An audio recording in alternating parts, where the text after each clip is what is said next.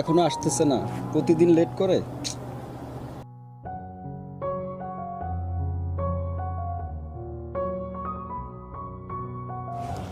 এই সরি একটু লেট হয়ে গেল।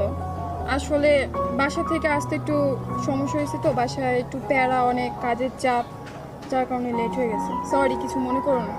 প্রতিদিনও তো তুমি লেট করো, কি করবো বলো? থাক, আর বাহানা করতে হবে না। বাসার সবাই কেমন আছে? হ্যাঁ, একটু ভালো আছে। তা তোমার কি অবস্থা? আমার অবস্থা ভালো। আচ্ছা, তোমার কাজ কামের কি অবস্থা? এরকমই কি সারা জীবন বেকার থেকে যাবা? কিছু তো একটা করো। আমার বাবা তো এদিকে আমার জন্য ছেলে দেখতেছে, তুমি বেকার বলে ভয় কিছু বলতে পারি না। অনেক চাকরিতে ইন্টারভিউ দিলাম, চাকরি না হলে কি করব বলো? আচ্ছা ঠিক আছে, সব কথা বাদ দাও, চলো আমরা ওই দিক থেকে ঘুরে আসি। চলো।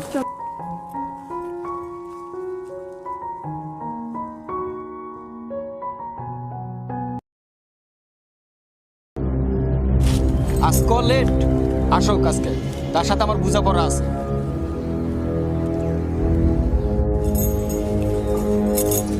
হ্যাঁ বলো, আর কাকা কেন? আজকে লেট তোমার।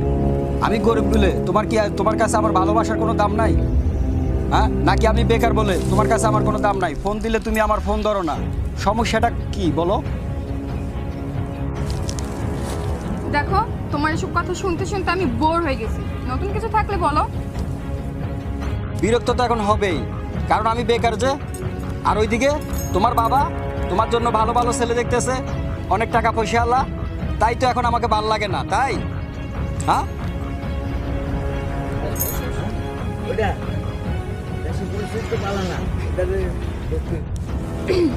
দেখো, তুমি যদি তাই মনে করো তো তাই। ওকে, তাহলে আসলে কেন? অন্যকে নিয়ে সুখে থাকো। বেকার আবার তার না কত বড় বড় কথা।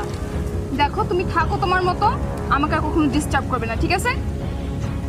ওকে, তোমার যদি আমাকে ডিস্টার্বে মনে হয় তাহলে তুমি সুখে থাকো, আমি আর তোমাকে ডিস্টার্ব করবো না, ঠিক আছে?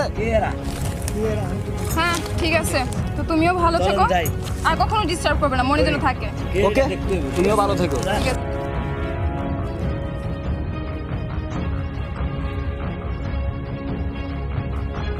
কে রহিম, ওটা কি মাসুদ না? হ্যাঁ ভাই। ওটা কি পলাশের মেয়ে না? হ্যাঁ ভাই, ওটা পলাশ ভাইয়ের মেয়ে লিজা। মাসুদের সাথে আর প্রেম আছে ভাই। তাই নাকি? হ্যাঁ ভাই। কি বলে সত্যি? হ্যাঁ ভাই। আজকে যাই বিচার দিতে হইব, চল। আচ্ছা ভাই, আমি আজকে এখনই যাই বিচার যাইতাছি। দিই।